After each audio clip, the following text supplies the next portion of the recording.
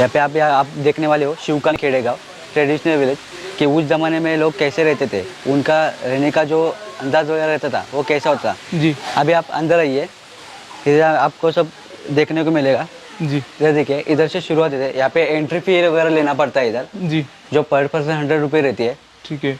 अभी इधर देखिए, हमारे स्वराज्य में लगातार 3 साल तक जो अकाल पड़ गया था ना, उसका दृश्य वगैरह यानी कि इस पेड़ में जो दिखाई देने वाला है ना आपको, तो इधर देखिए, ये लोगों को जब अकाल पड़ गया था ना, तो लोगों के पास खाने के लिए कुछ भी नहीं था। जैसे कि शिवाजी महाराज देखिए, लोगों को कुछ वस्त्र दान वगैरह कर रहे हैं, यहाँ पे दान वगैरह है, जो कि अनाज वगैरह बांट रहे हैं। जो किसान है उनके पास देखिए, यहाँ पे खेत में काम करने लिए औजार, जैसे कि कोई गाय बैल वगैरह दे रहे हैं उनको।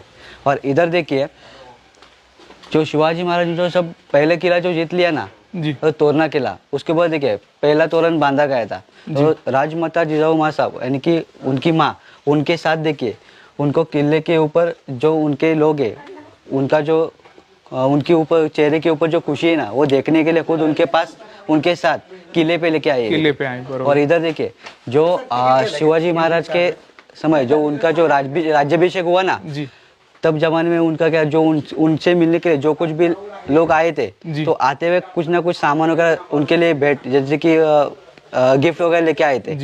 जो कुछ भी गिफ्ट वगैरह लेके आए, तो उनके सामने देखिए वहाँ पे रखे गए हैं। और यहाँ पे उनको नोन किया, यानी कि लिखा हुआ जा रहा है कि जो कुछ भी लाया, तो इधर उनकी नोन की जा रही है। इधर ऊपर देखिए शिवाजी महाराज देखिए, यहाँ पे देखिए शिवाजी महाराज जो बैठे हुए हैं।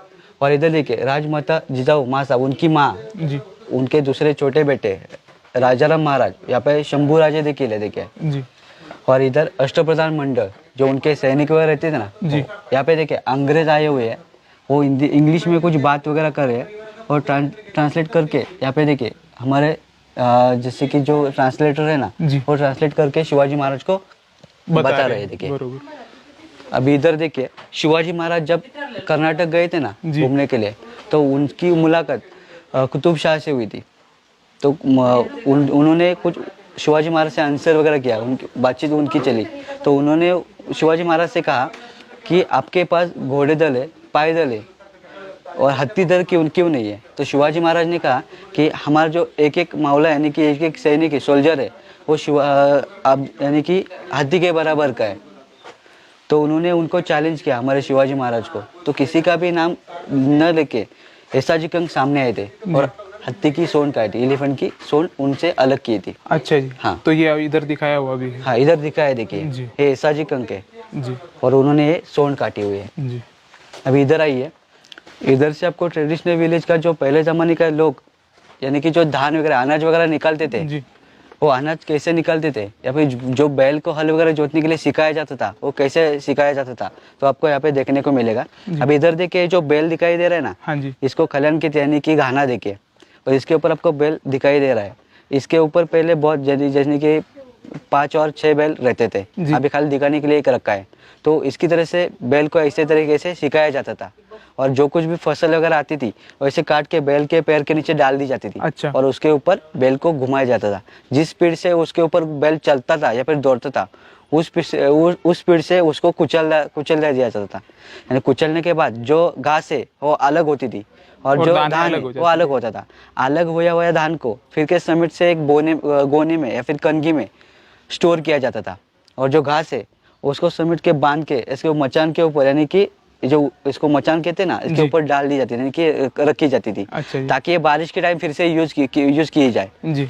उसको यूज किया कैसे जाता था कि बारिश के टाइम अगर फिर से हल वगैरह जोत के लेना हो, तो जिनसे हल वगैरह जोत के लेते थे ना, उनको कुछ ना कुछ अनाज देना पड़ता था, यानी कि क्या पैसे वगैरह कुछ देना पड़ता था। तो लोगों को उस जमाने में पैसे क्या मालूम नहीं होता था, तो पैसे के बदले में क्या खाने के लिए धान, पहनने के लिए कपड़ा, अभी खेत में काम करने औजार वगैरह बना के देते थे। जो कुछ भी चीजें अपने पास है वो दूसरों को देते थे, और जो कुछ भी चीजें चाहिए उनसे वो लेते थे। अच्छा जी। अभी क्या है, बारिश के टाइम जो ये घास है वो कैसे यूज की जाती थी कि उनके जो जानवर है उनको चारा वगैरह देना पड़ता था जी।